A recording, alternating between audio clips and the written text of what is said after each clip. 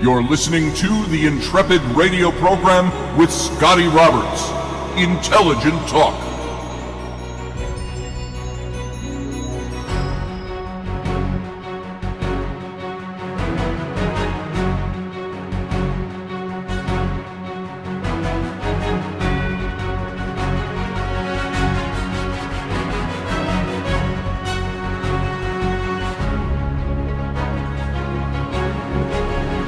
Happy Monday evening, folks. This is Scotty Roberts, and you're listening to my program, the Intrepid radio program, right here on the Odyssey Radio Network. That's ODYSY1.com. You can also see the simulcast in video over on my YouTube stream, and that's youtube.com/Mr. Scotty Roberts. Come on over there, join the chat room, which is going on live right now. Add your 2 cents to the show. Get to know some of the Intrepheads over there and have a good time. So it's good to have you here tonight. And from time to time, I like to remind myself, as well as you, why I do this show and what I bring to the table. I spent many years in biblical study. From Bible college to seminary, I was a youth pastor for several years. I ran as a youth pastor concurrently with my job in advertising as an art director and an illustrator and a designer. So I was always busy. I was always doing things. I always wanted to be able to relate to middle school and high school kids. I wasn't very good with little kids because I liked kids that could comprehend a little bit more. And so I was able to relate to them on different levels.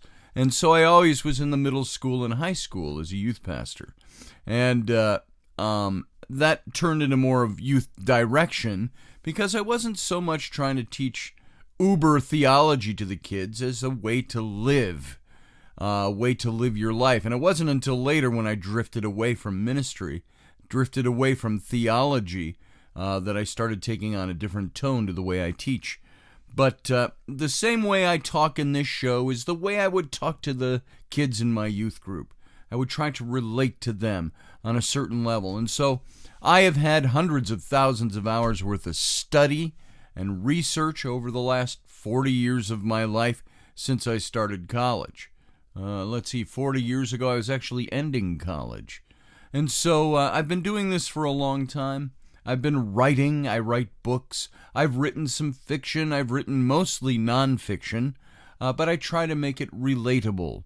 And that's what I bring to the table. With this show, we are now doing our 201st episode as of right now today. And so I want to thank you, all those of you who have been with me from the start and are still with me, and those of you who are still coming and are new to the show.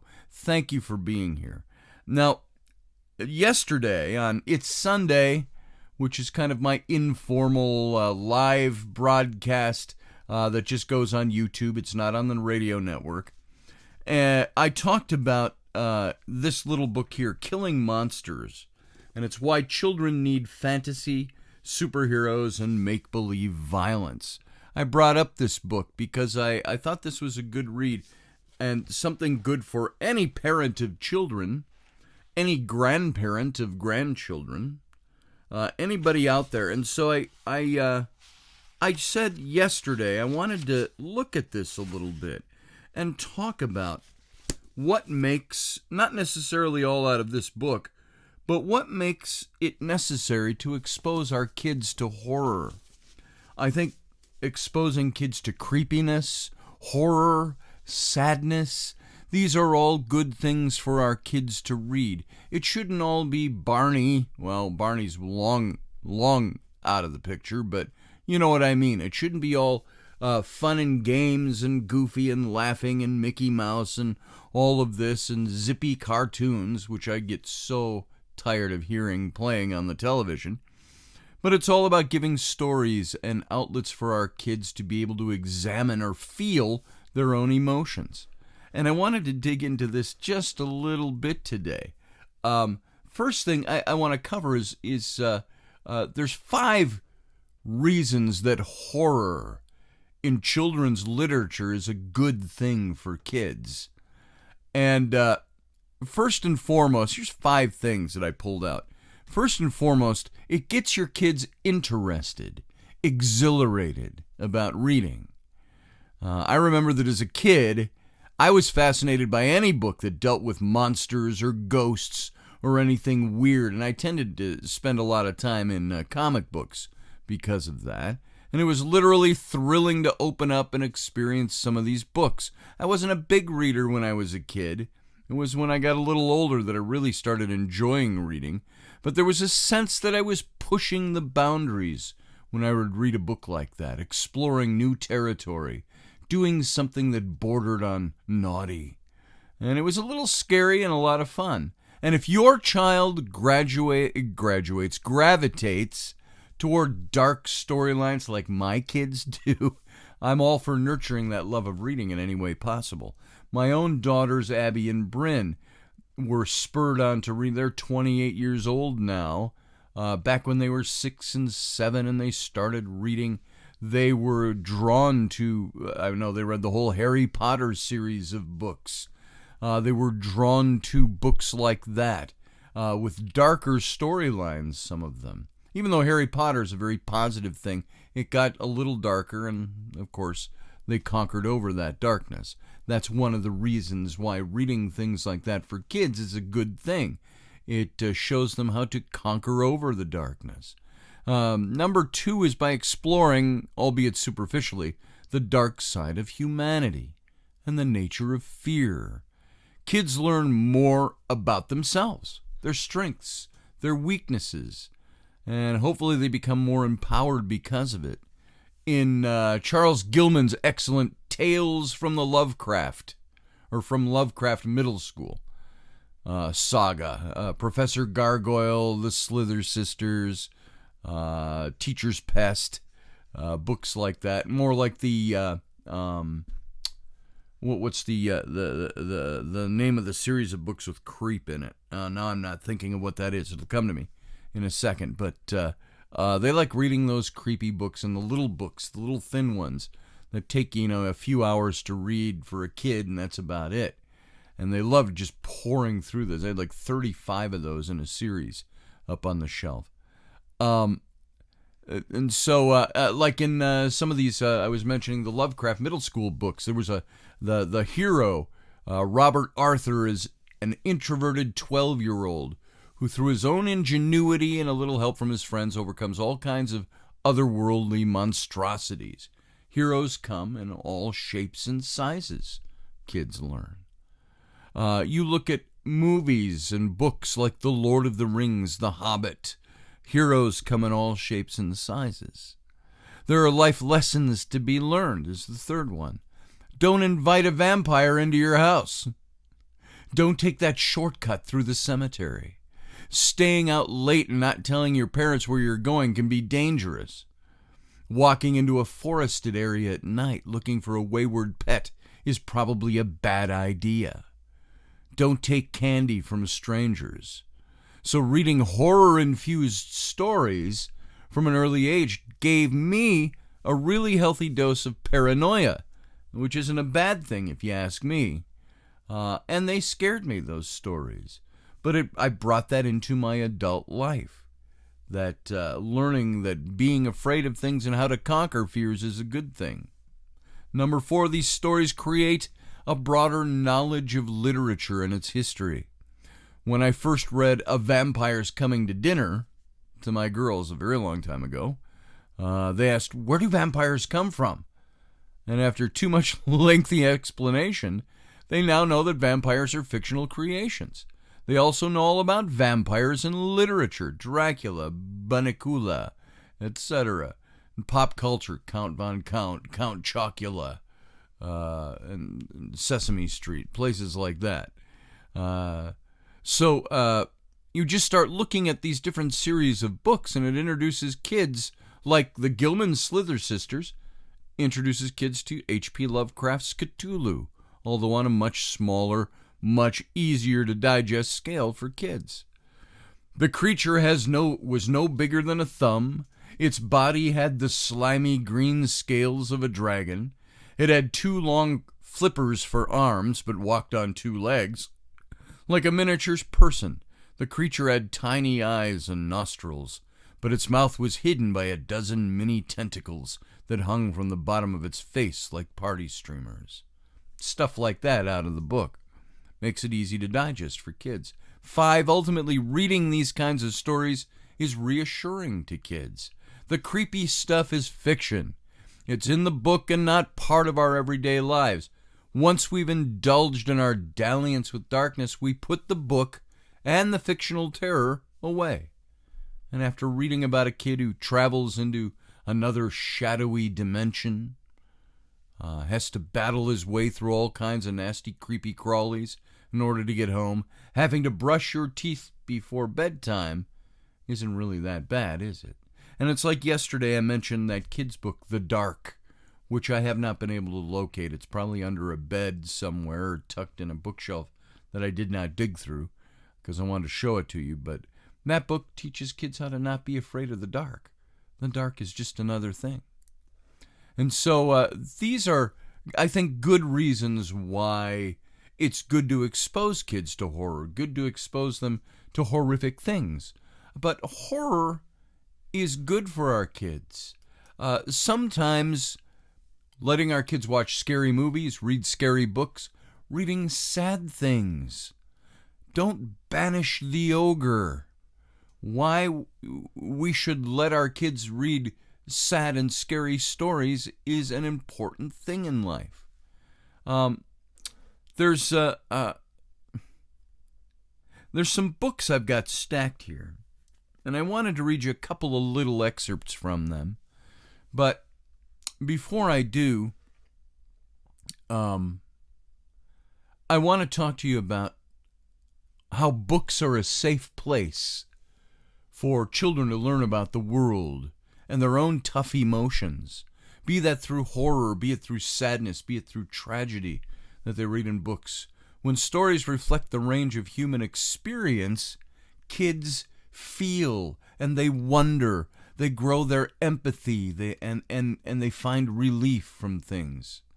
Most stories for kids, as you know, have happily ever after endings. But sometimes the richer story shares sad topics or has a sad ending.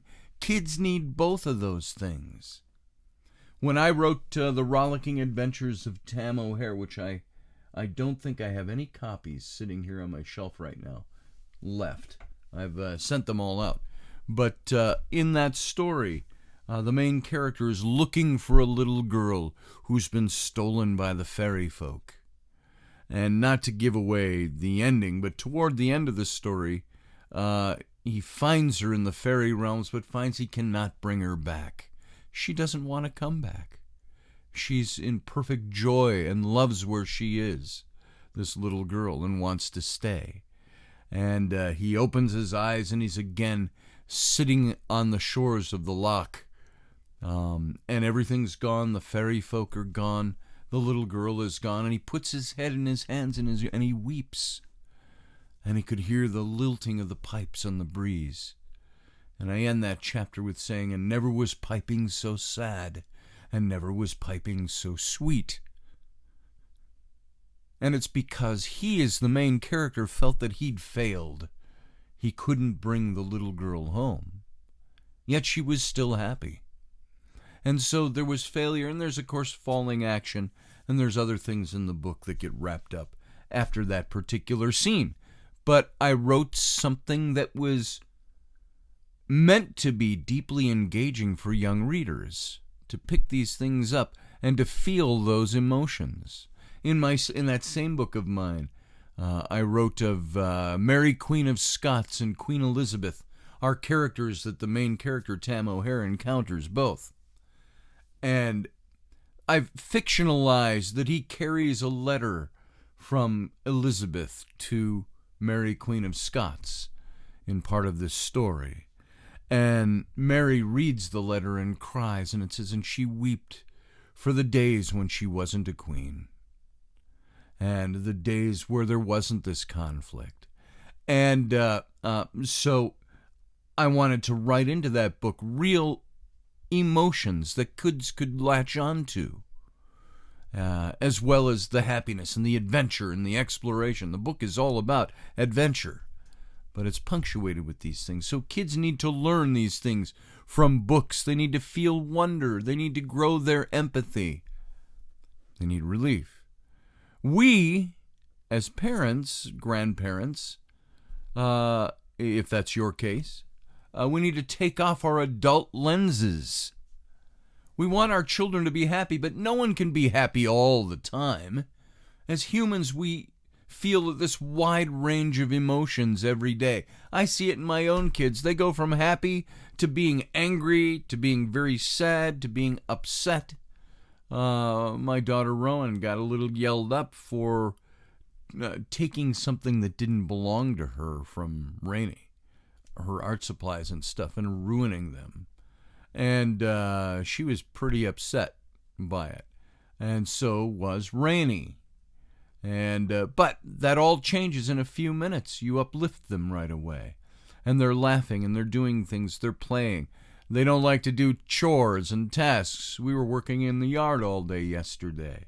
And the range of emotions from my kids, from coming outside and running and screaming and playing, to, hey, I want you to pick up these rocks with me and move them over here, or, move that thing over there, go pick up all your toys out of the yard so we can mow this, from grumbling to complaining to moaning their sorry estate.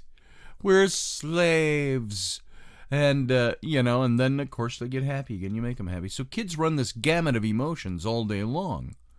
And our job as parents is to give kids tools to cope with a full range of human emotion. Books and stories have some of those tools. And they can do wonders to help children develop empathy and cope with fear and difficulty. That's why I read books to my kids. I want them to hear about, I encourage them to read, but when I read to them, I want them to hear about all this wide range of emotion. Good adventure stories for kids that are sometimes just pure adventure. Other stories that are deeply adventurous but deeply emotional. I told you about these books a while back by Lauren Wolk. Beyond the Bright Sea is one of them. This book, it's a wonderful book.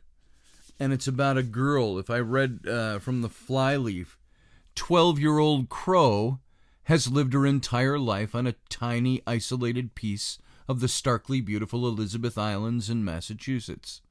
Abandoned and set adrift in a small boat when she was just hours old, Crow's only companions are Osh, the man who rescued and raised her, and Miss Maggie, their fierce and affectionate neighbor across the sandbar. Crow has always been curious about the world around her, but it isn't until the night a mysterious fire appears across the water that the unspoken question of her own history forms in her heart. Soon an unstoppable chain of events is triggered, leading Crow down a path of discovery and danger. Vivid and heart-wrenching, Lauren Wolk's Beyond the Bright Sea is a gorgeously crafted and tensely paced tale that explores questions of identity, belonging, and the true meaning of family. And I read this book to my kids, and it's very easy reading and easy understanding. But there were parts in this where it made me cry as I was reading it. And I remember my daughter, my youngest, saying, "Why is Daddy crying, Mom?" Instead of asking me. And she said, she explained it. There's this part of the book that meant a lot to your dad. And she also wrote Wolf Hollow, Lauren Wolk. This is another great book. And she's a female author, and she writes about girls growing up and coming of age and things like that. But a very appropriate book for boys as well. My son Flynn enjoyed these books. The flyleaf of this book, Wolf Hollow. Growing up in the shadows cast by 2 world wars, Annabelle has lived a mostly quiet, steady life in her small Pennsylvania town. Until the day new student Betty Glengarry walks into her class. Betty quickly reveals herself to be cruel and manipulative, and while her bullying seems isolated at first, things quickly escalate, and reclusive World War I veteran Toby becomes a target of her attacks. While others have seen Toby's strangeness, Annabelle knows only kindness. Soon she will need to find the courage to stand as a lone voice of justice as tensions mount. Brilliantly crafted, Wolf Hollow is a haunting tale of America at a crossroads and a time when one girl's resilience and strength help to illuminate the darkest corners of our history. So you look at you read that and you say, this sounds like a really good book. I actually ordered this one because I heard somebody talk about it, and then I saw when I ordered it this one, and so I ordered this as well. This one came first. And they're both beautiful, beautiful books that talk about all those things, all those emotions that I told you about, explores the questions of identity, of belonging, of the true meaning of family and life. And the same with the other book. And so these are wonderful books by Lauren Wolk that you should, if you don't read them just for yourself, read them to your kids. If you've got kids, read them to your grandkids, or give them to your grandkids to read, or your kids to read. I would recommend reading them to your kids. If you're a parent, read to your kids. Matt, I know you have a new baby. Matt is in our audience usually every night on the chat room. You have a new baby. You know when I started reading to my kids? When they were in vitro, still in mom's tummy. I would read, and you know what? When they came out, they recognized my voice. When I would sit to read to them before they were born, they would get very active. And I remember the first book I read to my twin daughters, my older twin daughters, was Treasure Island. And I thought, those babies obviously aren't going to understand what I'm saying, but they heard my voice, and I did the pirate voices in the book, and I did all the voices, and I read with animation this story to my kids. And when I would start reading, they would start moving all over inside mom's tummy, womb. And because they heard my voice and they recognized it. And I continued to read to them as they grew older, and they became voracious readers. And so this is a good thing for us as parents to do with our kids. We read to them. And we read because they need a little bit of they need to hear stories. They need to read stories to develop their own empathy and cope with fear and difficulty. It's tempting to share visions of an ideal world where everybody's a friend, but children need stories that grip the mind and the heart. Even if the story doesn't end happily ever after, kids need sad. They need a bit of scary. They need stories in which things don't work out all the time.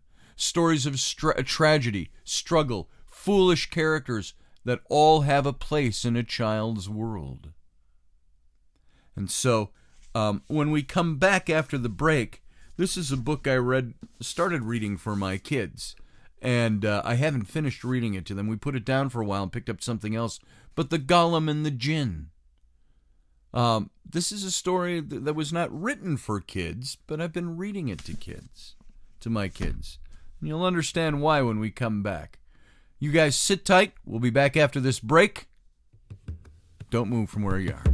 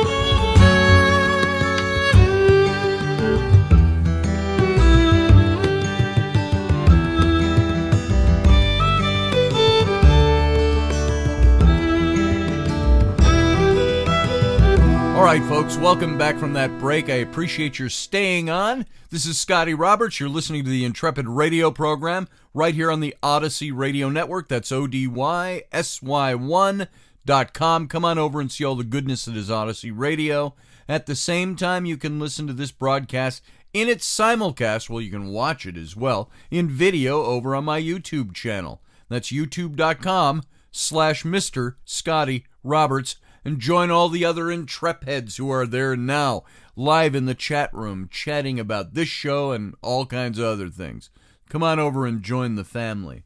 We're talking about reading to kids and books we allow our kids to read, the necessity of kids reading horror, reading books about high emotion, because it helps them develop. I left off, we were talking about this first point that I had here of taking off your adult lenses. It's really tempting for us to want to read or let our kids read just fun, great stories, watching shows like Arthur, the rabbit, and all his interactions with kids. But all those shows even, and those books teach lessons. I used to like reading a little older set to my older kids and to my young kids as well, all the little Mercer Mayer little critter books. And they had, there's one my kids liked that was entitled, I Was So Mad. And it shows this little character of all the things he did. I wanted to paint the house. And it shows the kid painting with house paint on the side of the house and Dad yelling at him. So, but Dad wouldn't let me. I was so mad. I wish I had that book in front of me. I wanted to, run a huge bubble bath, and it shows a bath with bubbles all over the room and toys all over, and Mom's screaming, "Don't!" And he says, I wanted to have a bubble bath that filled the whole room, but Mom wouldn't let me. I was so mad. And when I'd read this to my kids, I would emphasize that every time. You don't read, I want to make a bubble bath. Mom wouldn't let me. I was so mad. How boring. You got to get animated with your kids. And it taught them emotions. I was so mad. And so my kids always laughed at that. So it's always good for our kids to see we have to take off the adult lenses. We also have to look for fairy tales and for folk tales. Many sad and scary tales for children come from folk tales, whether it's Baba Yaga from Russian lore, Anansi from West Indian, West African tales, or the demon king Ravana from Asia. Children gain a lot of cultural awareness at the same time that they're treated to a rollicking good story. You may prefer to modify some stories to sidestep racist or sexist language, which doesn't scare me so much, and that's a pet peeve I have to bring up at this point. But fairy tales and folk tales endure because they're stories worth telling. But they're filled with what current political correctness would call racism, sexism, and things like that. As we've mentioned before in talking about this, even Mark Twain is being eliminated from some libraries because Huck Finn and Tom Sawyer, two of his very famous books, most famous books, use what is considered today to be racist language, even amongst friends in the book.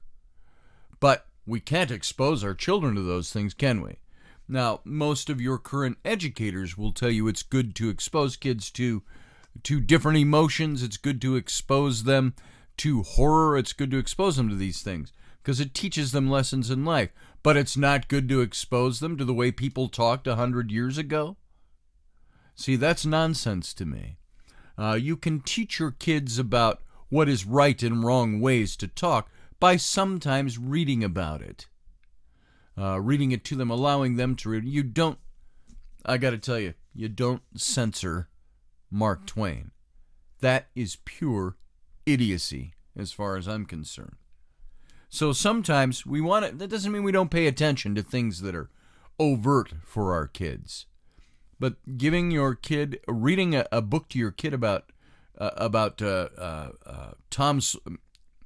I'm saying that sentence wrong. Reading books like Tom Sawyer and Huck Finn to your kids is not a bad thing to do, even though they use language like they call Negroes. They use the word nigger. But those were words that were used back then, and they're generally not used in a negative way, except by the negative people in the books and the stories. And so, stuff like that, should we not expose our kids to that? Are we not adult enough to teach our kids about that when we also teach them about murder and fear and monsters and things like that? Before we went out to the break, I was talking about this book that I had picked up. I saw it at the thrift store, and I picked it up for, a quarter. The Golem and the Djinn. And I kind of flipped through it, and I wondered what this was about. This is from the Flyleaf. Now, I started reading this book to my kids.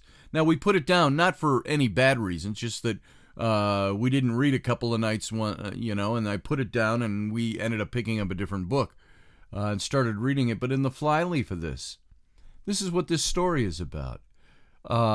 It's Helen Weckler's dazzling debut novel that tells the story of two supernatural creatures who appear mysteriously in 1899 New York. Shava is a golem, a creature made of clay brought to life by a strange man who dabbles in dark Kabbalistic magic. And when her master dies at sea on the voyage from Poland, she's unmoored and adrift as the ship arrives in New York Harbor. Ahmed is a djinn, a genie, of a being of fire born in the ancient Syrian desert, trapped in an old copper flask by a Bedouin wizard centuries ago. He's released accidentally by a tinsmith in a lower Manhattan shop. Struggling to make their way in this strange new place, the Golem and the Djinn try to fit in with their neighbors while masking their true natures.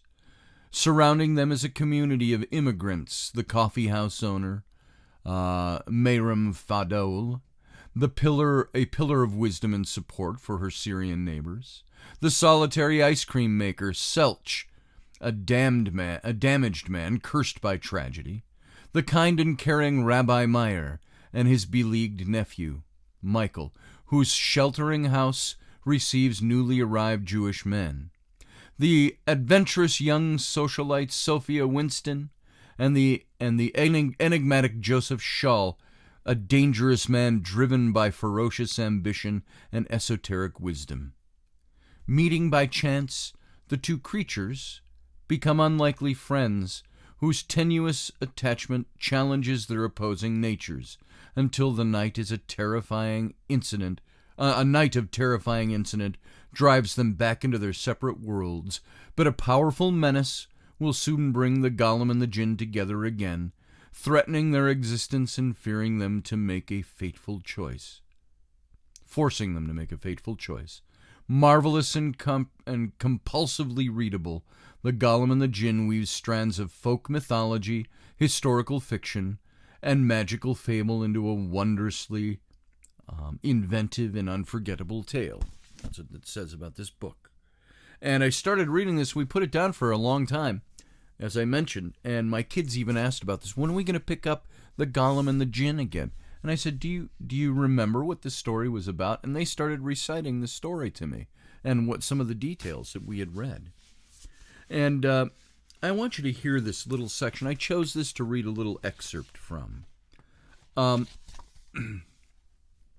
Let's see where to start that. Let's see. Remember, she is... the Golem is created by a lonely man. And he asked a rabbi in Poland to create this Golem for him with the old ways. And the Golem is made of clay, but he made her into a beautiful woman for this man, sculpted her into a beautiful woman. She took on life. But she is always to be solely connected to the man for whom she was created. because he had to do his own incantations to bring her to life. And she was there to be like a wife to him, but, a lot of servitude in there. And he wanted her to become more like a woman who could love him back. But she was by this magic, so bound to the master that when he dies, she's lost. She doesn't know what to do. And so out to sea, they're on their way. This is the very beginning of the book. They're on their way to America, to New York from Poland, and they're at sea, and the man dies, the man who had her made. And I'm trying to find a good place to start her. The doctors come in to check the man, and the golem, who everybody believes is a woman or his wife or his girlfriend, whichever it might be, is present. But she doesn't talk much to anybody. He says, the doctor says, "I suppose it's too much to ask you to speak English," he says to the golem. He said, and of course she only stared, uncomprehending. "I'm sorry, but you can't stay here. No women are permitted in the surgery. You'll have to leave," and he pointed at the door. That at least got through. She shook her head vehemently, and he began to expostulate in Yiddish. "Look here," the surgeon began, and he took her elbow to steer her out, but it was as though he'd grabbed hold of a lamppost. The woman would not move, only loomed over him, solid and suddenly gigantic, a Valkyrie come to life. He dropped her arm as though it had scalded him. "Have it your way," he muttered. Disconcerted, he buried himself with the ether jar and tried to ignore the bizarre presence behind his shoulder. The hatch opened again. The young man fell in, looking ruggedly awakened. "Doctor, Good Lord." "Never mind her," the surgeon said. "She refuses to leave. If she faints, so much the better. Quick now, or he'll die before we can open him up." And with that, they ethered their patient and set to work. This is the man who had the golem created, and she's standing by his side in the surgery. So, if the two men had known the powerful struggle taking place inside the woman behind them, they would have deserted the surgery and run for their lives. Any lesser creation would have throttled them both the moment their knives touched Rotfield's skin. That's the man. But the golem recalled the doctor in the hold and her master's assurance that he was there to help. And it had been that doctor who'd brought him here. Still, as they peeled back Rothfield's skin and hunted through his innards, her hands twisted and clenched uncontrollably at her sides. She reached for her master in her mind and found no awareness, no need, no desires. She was losing him bit by bit. The surgeon removed something from Rothfield's body and dropped it on a tray. "Well, the damn thing's out," he said. He glanced over his shoulder. "Still on your feet, good girl?" "Maybe she's simple," muttered the assistant. "Not necessarily. These peasants have iron stomachs, Simon. Keep that clamped." "Sorry, sir." But the figure on the table was struggling for life. He inhaled once and again, and then, with a long, rattling sigh, Otto Rothfeld's final breath left his body. The golem staggered as the last remnants of the connection snapped and faded away. The surgeon bent his head to Rothfield's chest. He took up the man's wrist for a moment, then gently placed it back. "Time of death, please," he said. The assistant swallowed and glanced at the chronometer. 200 hours, 48 minutes. The surgeon made a note, true regret on his face. "Couldn't be helped," he said, his voice bitter. "He waited too long. He must have been in agony for days." The golem could not look away from the unmoving shape on the table. A moment ago he'd been her master, her reason for living. Now he seemed nothing at all. She felt dizzy, unmoored. She stepped forward and touched a hand to his face, his slack jaw, his drooping eyelids. Already the heat was fading from his skin. "Please stop that." The golem withdrew her hand and looked at the two men, who were watching in horrified distaste. Neither of them had spoken. "I'm sorry," the surgeon said finally, hoping she would understand his tone. "We tried our best." "I know," said the golem, and only then did she realize that she'd understood the man's words and replied in the same language. The surgeon frowned and shared a glance with his assistant. I'm sorry, what was his name?" "Rotfeld," said the golem. "Otto Rotfeld." "Mrs. Rotfeld, our condolences. Perhaps you want me to leave," she said. It wasn't a guess, not a sudden understanding of the indelicacy of her presence. She simply knew it. And as surely as she could see her master's body on the table and the smell of the ether's sickly fumes, the surgeon's desire, his wish for her to be elsewhere, had spoken inside her mind. "Well, yes, perhaps it would be better," he said. "Simon, please escort Miss Rotfeld back to the steerage." And she let the young man put his arm around her and guide her out of the surgery. She was shaking, for some part of her was still casting about, searching for Rotfeld. And meanwhile, the young assistant's embarrassed discomfort, his desire to be rid of his charge, was clouding her thoughts. What was happening to her? At the door to the steerage deck, the young man squeezed her hand guiltily, and then was gone. What should she do? Go in there and face all those people? She put her hand on the door latch, hesitated, opened it. The wishes and fears of 500 passengers hit her like a maelstrom. I wish I could fall asleep. If only she would stop throwing up. Will that man never quit snoring? I need a glass of water. How long until we reach New York? What if the ship goes down? If we were alone, we could make love. Oh, God, I want to go back home. The golem let go of the latch, turned, and ran. Up on the deserted main deck, she found a bench and sat there until morning. A chill rain began to fall, soaking her dress, but she ignored it, unable to focus on anything except the clamor in her head. It was as though, without Rotfeld's commands to guide her, her mind was reaching out for a substitute and encouraging the ship's worth of passengers that lay below. Without the benefit of the bond between master and golem, their wishes and fears did not have the driving force of commands, but nonetheless she heard them, and felt their varying urgencies, and her limbs twitched with the compulsion to respond. Each one was like a small hand plucking at her sleeve. Please do something. And that's how this book reads. And my kids were very much drawn into this. And it really starts to dig into who the golem was becoming as somebody who was magically created for the one person, yet now that he's dead and gone, she's adrift. And then she meets the jinn. And that's where the story picks up. So these are things that I read that only to impress upon you. Maybe some of you already know this, but the things that are in stories that are worth telling to our kids, the things that they need to hear.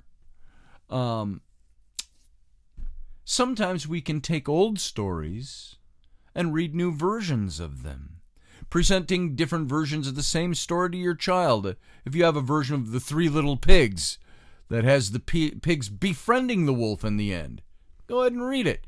But seek out the versions in which the wolf falls in the fire and dies, and those in which the wolf splashes in the stew pot and singes his tail. Ask which ending your child likes best. You might be surprised. And whatever your own family background, try versions of popular stories from different perspectives, such as The Three Little Javelinas, or Javelinas, I guess it's pronounced, an Hispanic version of The Three Little Pigs, or Catskinella, an African-American telling of the ancient Cinderella story. And these stories cross cultures with universal themes. Focus on the feelings. If you'd like to share a sad or a scary story, warn your kids, warn your audience. This is a sad story. You want to hear it? I would say, this is a scary book. Do you want me to read it? You want Dad to read this book? This story's a little scary, but I know it's okay in the end. Some kids think this book is scary. It's one of my favorites, but we can always stop if you don't like it. Things like that. As a storyteller, I am the live link to my audience, to my readers. As a dad who is a storyteller, and as you as parents or grandparents who are storytellers, you're the live link to the audience. It's up to you how you pitch your voice. You can read sad parts in a matter-of-fact tone of voice, or you can let the emotion make your voice crack. You can read text in a big, scary voice, or you can modulate the tension and ratchet it down. No matter how you read a story, pay attention to the child's feelings. These feelings are real, even if the characters are made up, and these are the things that they will latch on to. My own kids have cried after I read Charlotte, or after Charlotte died in Charlotte's Web. Why did Charlotte have to die? I was asked. I answered the question, but not immediately. Sometimes a why question is simply an expression of sorrow. When his extreme anguish was over, we talked about Charlotte and sad feelings. It's okay to be sad, I said. Everyone feels sad sometimes. People take care of each other when they're sad, and I'll take care of you. And then we talked about how spiders have shorter life cycles than pigs, and pigs have shorter life cycles than people. We talked about what people do when they're feeling sad. They cry, they snuggle close to people they love, they get cozy with blankets, they share thoughts and stories, they eat warm food. And as we cuddled and ate snacks together, I felt grateful to E.B. White for writing Charlotte's Web. Not only did he touch on my child's soul, but he gave him an opportunity to practice how to cope when overwhelming sadness and feelings come. I experience this a lot with my kids when I read. I get sad when I read. There are things with, even though it's happy, I look at this book, and I already talked about this one, Beyond the Bright Sea, and I had mentioned how this is the story of a little girl who was born in a leper colony that used to be out on the Elizabeth Islands in Massachusetts. You can look that up, Penakees Island, I think it was called. And she was born there, and her parents died, but they had set her adrift in a boat to get her away from the leper colony, and she was picked up by a fisherman named Osh in the book, who was a foreigner who had come to America. Now, this book takes place, I think, in like 1920s, early 1920s. And so he's out on the island. He lives in a little shack on the island. He's a fisherman, but he finds this girl, and he raises her. And there were secrets that were kept up and things like that through the book. And this is from the very end of the book. It doesn't give away any secrets of the story. But Osh loves this little girl, and he named her Crow. And that's her name all through the book, Crow. And they have a woman friend, Miss Maggie, who lives across the sandbar. And these two, Osh and Miss Maggie, there's that burgeoning possible love between them, but it's, something that they don't follow up in this book at all. But at the end of this story, when everything's resolved, this is the last page of the book. And they resolve the story. And then it tells the girl that she stayed there on the island with Osh and Miss Maggie.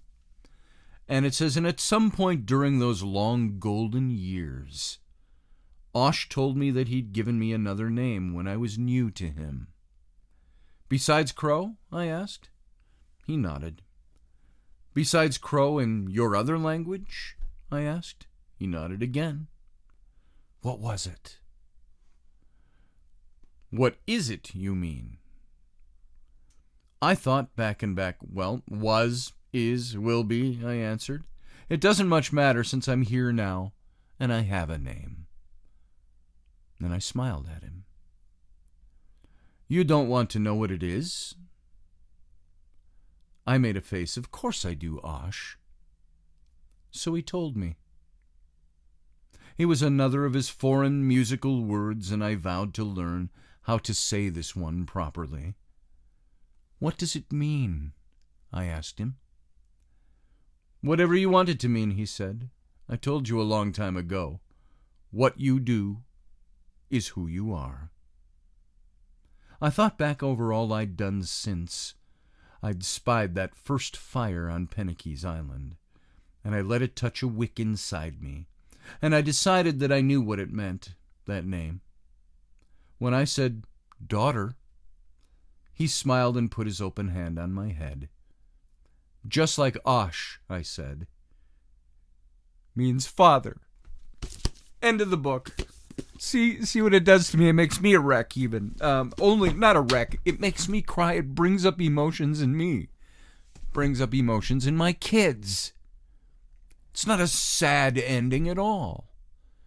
But it's one of meaning. It's one where the book itself says it's a book about belonging and identity and the true meaning of family. So, a book like this, it's a wonderful book for kids to read. It's full of adventure.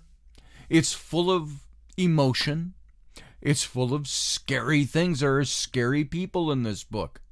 There are threatening people, and yet it's a book that my kids absolutely enjoyed.